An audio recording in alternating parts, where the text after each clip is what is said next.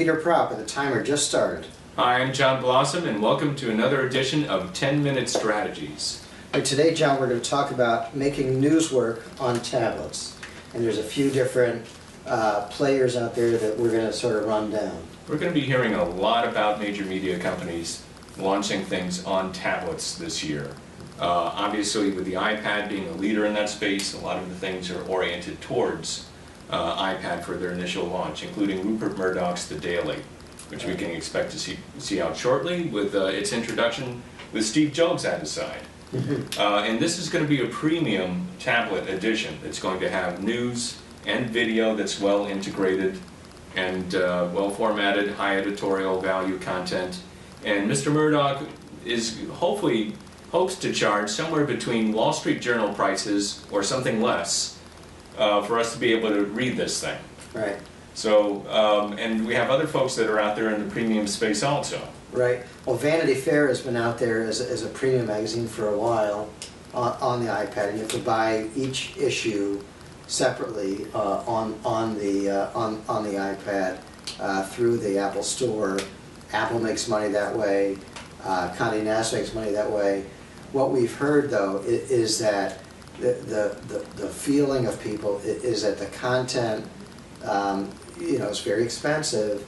It's certainly more expensive than the paper version if you're a subscriber, and there's a tension there.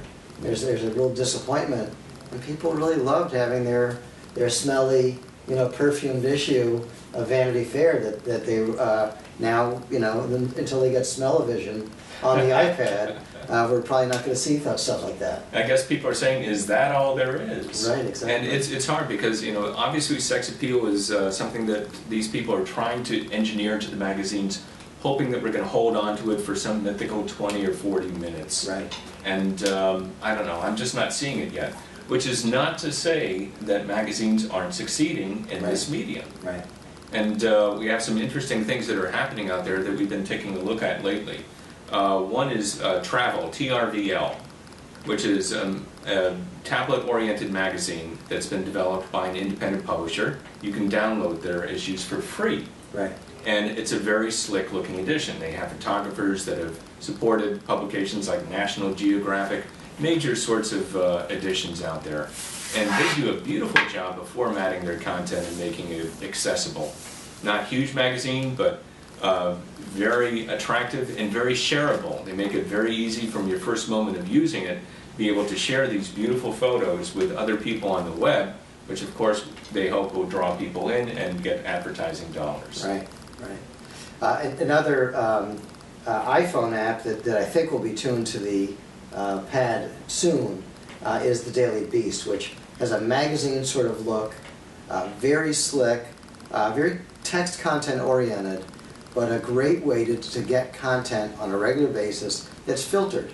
So if you trust the Daily Beast, if you trust Tina Brown and Newsweek's editorial filter, it's a great way to get content that's updated all day long. And on the iPhone it's great, and I'm sure it'll be great when it hits the iPad in a native application as well. Right, we were taking a look at it just before we started rolling, and you can certainly get it on the iPad, but it's blown up. It's the same level of information you might get on mobile phones, same sort of thing you might get for Huffington Post in a phone medium, versus some of the things Huffington Post is doing on the tablet that are a little bit more rich. So the question becomes, what do you do when you get to a tablet? There are no easy answers, but there are different ways to get people immersed in the content. So why don't we take a look at Rachel Maddow's app, John, and I'll hold it up high, and you can talk about it. This is kind of cool because Rachel Maddow now has her show out there on the tablet that has been out there available in various video streams for a long time.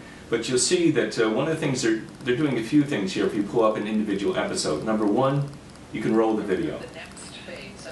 And you can turn it sideways and get a full frame if you'd like.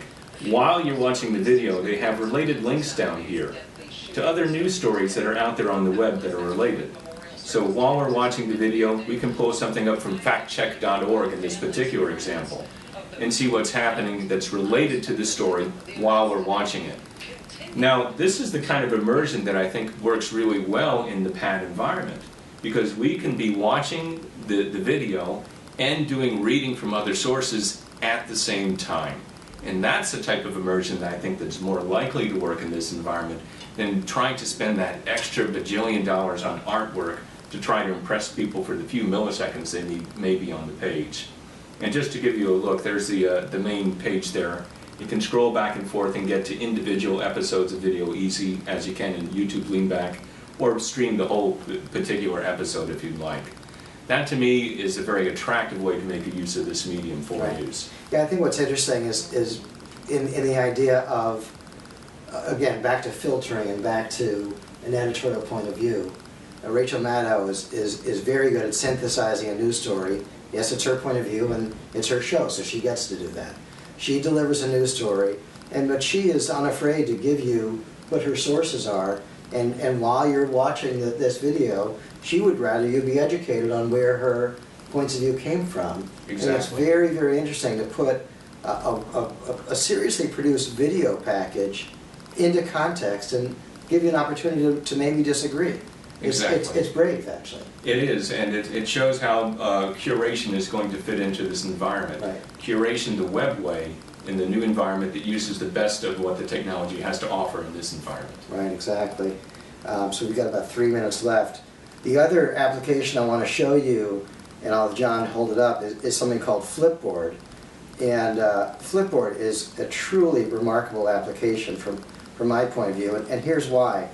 When you look at Flipboard, what you'll see is a number of different areas, and I've logged into Flipboard using my Facebook account. I could log in with, I believe, Twitter as well. There's a number of different content areas that I can focus on, but of most interest to me is when I go into Facebook, what's it look like? It turns out that what they do within Facebook, within my content, within Facebook from my friends, is they've taken the best photos, the best videos, the different comments, and they've turned it into a magazine. So they've actually taken, it's sort of a paradigm shift, a daily paradigm shift, where content that people I know, John, myself, my friends, my sister, the people I went to college with, whoever, they're putting content up, and all of a sudden it's formatted in such a way that they had no idea about, and it's a way for me to catch up on a number of different content topics that I find interesting. It makes us look hot. Right, It's the exactly. daily us, and all of a sudden we look like we have the most fabulous columns in the world in a great online magazine. Exactly. So I want to encourage everybody to get this application, because it's really going to allow me to look more intelligent. It looks like we're producing stuff on a regular basis. It's hot. And again, it brings us back to the original point of this particular segment. Premium publishers, you're going to go out there, you're going to do a great job, I'm sure, with all the resources that you have. But independent publishers, including us, have the ability to look pretty hot and to get people's attention. So you have to make sure that you have the right elements in the mix there to curate the content the way that people expect it to be curated, with lots of input points where they can share content and make the most of it with the people that matter most to them. Right. And I'm just going to put up this another part of Flipboard again. These are just photos that have been submitted to Flipboard. Yeah. And these are just remarkable photos from around the web. They're just interesting. It's Exactly. just stuff that people want to share.